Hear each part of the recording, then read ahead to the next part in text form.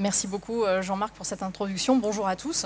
Alors, je suis très heureuse d'être ici aujourd'hui pour vous présenter donc un thème, alors on a appelé ça stress et troubles du comportement. Donc écoutez, je vais vous présenter un petit peu ma vision de cette thématique-là, déjà en reprenant ce concept de stress, parce que stress, il y a une acceptation qui est forcément l'acceptation courante de ce mot-là, et puis il y a une acceptation qui est très biologique, une définition biologique du stress, et donc je vais essayer de vous expliquer ça aujourd'hui. Alors, on ne va pas lire toute cette citation, mais on ne peut pas parler de stress sans revenir au concept d'homéostasie. Alors l'homéostasie, on va voir ça, ça vient de définition de Claude Bernard, hein, qui avait commencé au XIXe siècle à faire comprendre cette notion qu'un organisme tente avant tout à maintenir un état stable. C'est-à-dire qu'il faut que le milieu intérieur, notre organisme, maintienne un état stable. Et puis par moment, vous voyez que notre organisme va être déséquilibré par un certain nombre de petites choses et il va y avoir tout un système pour revenir à un état stable. Alors l'état stable, ça peut être le taux de glucose dans le sang, ça peut être le poids, ça peut être... Voilà, il y a des tas de choses qui sont contrôlées comme ça au niveau de l'organisme pour que le fonctionnement soit régulier et sans trop d'accrocs. Et en fait, les déséquilibres de notre organisme vont venir du fait notamment qu'on est en relation avec l'environnement. C'est ce que décrivait Cannon au XXe siècle. Il dit bien que donc, on est en relation avec notre environnement et on réagit à cet environnement.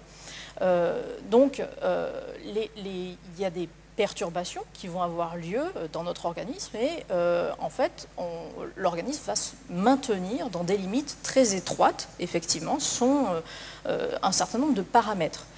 Et voilà, c'est ce qu'il explique dans cette longue citation où il explique que voilà, les réactions physiologiques qui maintiennent les équilibres de notre corps alors, sont certes complexes et il a proposé, c'est lui qui a proposé le terme d'homéostasie pour désigner ces réactions qui permettent de maintenir notre corps à un état stable.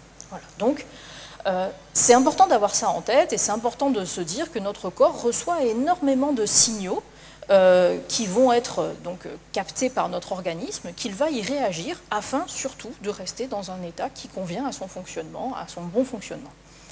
Alors, le stress, là-dedans, qu'est-ce que c'est? De même, au début du XXe siècle, on a quelqu'un qui a beaucoup travaillé sur ce concept de stress, Hans Selye, qui a défini ce qu'il appelait, lui, le syndrome général d'adaptation, c'est-à-dire que l'organisme réagit effectivement à un certain nombre de signaux, de contraintes, et réagit de façon non spécifique. Et le stress, ça arrive dans les moments où cette balance, tous ces systèmes-là qui sont là pour maintenir l'homéostasie, sont dépassés à un moment, et donc il va y avoir donc une contrainte, un facteur de stress. Alors on va voir, il y a beaucoup de facteurs de stress qui peuvent être très différents pour l'organisme. Et donc lorsque l'organisme va avoir ces capacités de régulation qui sont dépassées, on va se retrouver dans un état de stress. C'est-à-dire que notre homéostasie est dépassée et l'organisme est stressé. Et dans ces cas-là, il va répondre à ce stress. Alors on va voir par différentes façons. Et le but de tout cela, c'est de résoudre cette situation de stress, c'est de revenir à l'homéostasie dont je vous ai parlé juste avant. Alors, c'est vrai qu'en français, il peut y avoir un peu une confusion dans le terme de stress, parce que parfois on parle du stress, c'est en fait le facteur qui déclenche le stress, c'est-à-dire j'ai un stress, mais en fait non, il y a un facteur qui déclenche quelque chose.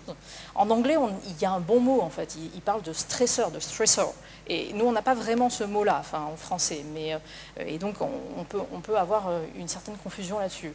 Et donc on a des facteurs de stress qui déclenchent un état de stress. Parfois je dis si on dit c'est le stress, en fait voilà, on est dans un état de stress. Et ensuite, on va répondre à ce stress. Et c'est vrai qu'on a tendance un petit peu à ne pas faire ce distinguo. Et en fait, en biologie, c'est très important de voir qu'il y a ces différents concepts qui sont différents les uns des autres.